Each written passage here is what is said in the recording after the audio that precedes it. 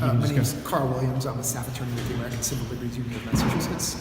And we're here by the Supreme Judicial Court, and we're getting some information about how many cases in the drug lab scandal are going to be dismissed. How many are estimated what's the number you expect to come out today? My money is on about 21,000 cases to be dismissed. And exactly how did this come about, just the 30,000-foot view? Annie Dukin was a chemist. So Annie Dukin was a chemist at the Hinton State Drug Laboratory, which tested substances that police officers seized from people on the streets and houses and cars, and tested them to see if they were drugs.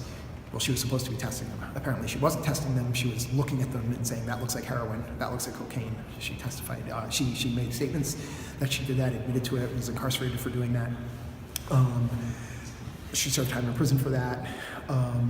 As a result of that, she affected many thousands of people's cases because she was not telling the truth. She committed perjury on the stand.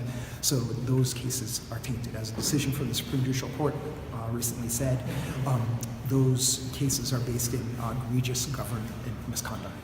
So egregious government misconduct took place in tens of thousands of cases.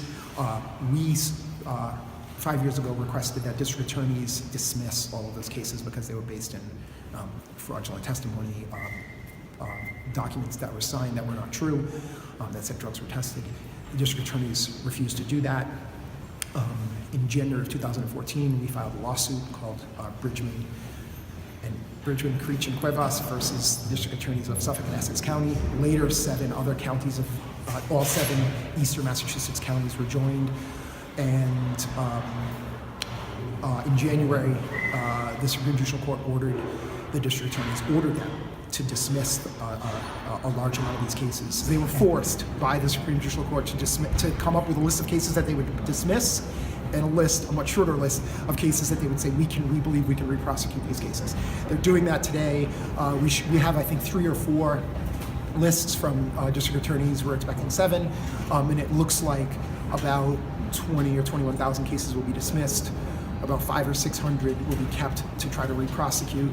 And then there's another set of cases that are sort of irrelevant for another reason, but that's what it looks like right now. That about 20,000, 21,000 cases to be dismissed. So the damage has already been done for a lot of folks. They've lost homes, jobs. Some of them have been deported.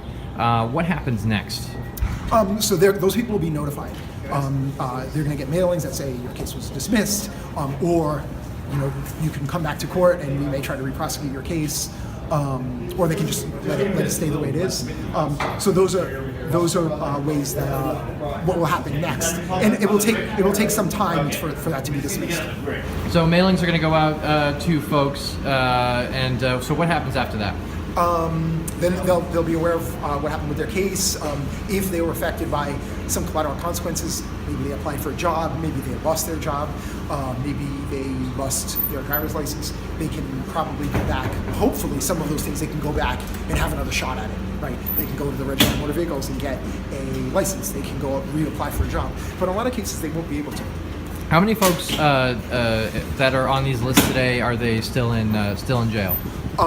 No one that we know is currently in jail on any of these charges right now. Okay. What does this mean for the Farag cases in Western Mass? I think it sets a good sort of community-based precedent. It certainly it's a legal precedent that says for this very unique situation that is, or not very unique, it's just unique situation that is Annie Dukin, Hinton Lab case. But it does show a pathway for some resolution. And also, I think, because we're sort of earlier in time on the Farag situation, it could allow the Attorney General, district attorneys to say, let's intervene quicker. Let's not wait, this long in terms of the Western Mass cases. Okay. Sure. Thanks a lot.